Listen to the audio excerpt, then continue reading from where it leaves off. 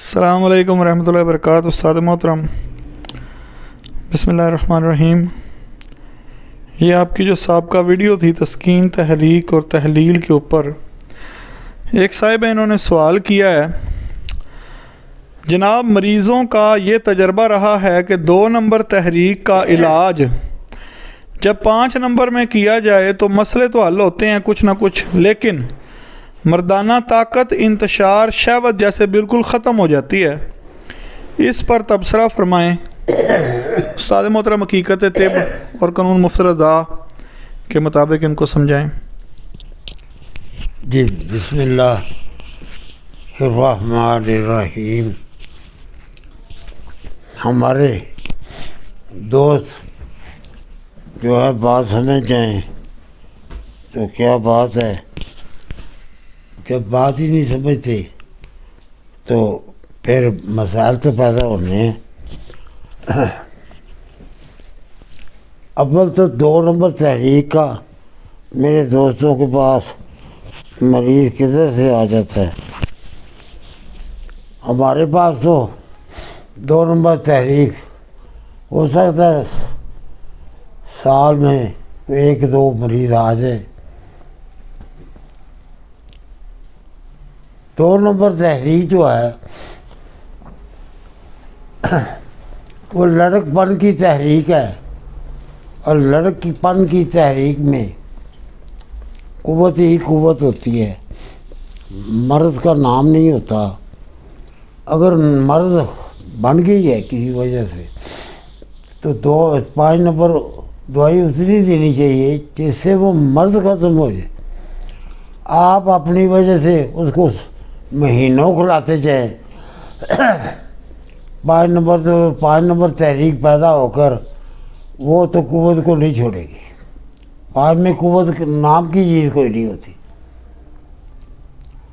भाई अपना भी कोई ख्याल करे, और इसके अलावा इलाज भी कोई नहीं है।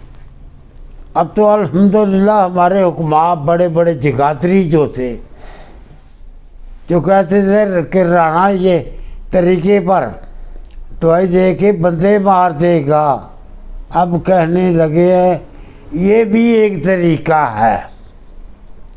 अगले दिन मेरे पास बहुत बड़ी हस्ती तशरीफ़ लाए हुए थे, यहाँ की फौतगी पर आए थे।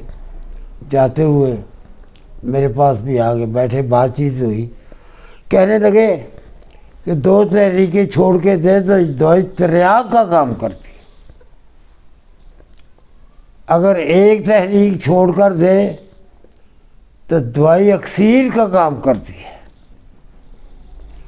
और अगली तहरीक की दवाई दे तो मुहर्रक का काम करती है। और भाई क्यों मरीज़ को लटकाए रखना है हमने? अगर तिर्याक का ये कुड़िया कहीं लिखा हुआ नहीं है, खुद ही यार दोस्तों ने काट लिया है, क्योंकि ये इसके नतायज सामने आते। बाकी सीर की तरह तिर्याक की तरह इसका मलयन मुहर्रक शदीद काम करता है, क्योंकि तरीका ये है इलाज का। और इलाज में सही इलाज में पहली पुड़ी ही शफा की तरफ चलती है, ना कि आदमी को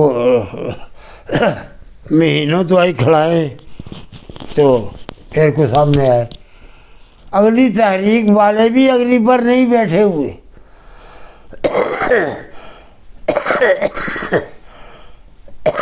आज मेरी कोई तबीयत ख़राब है जिसकी वजह से खांसी का मसला बना हुआ है थोड़ा। अल्लाह खैर करे, आप मेरे लिए दुआ करें।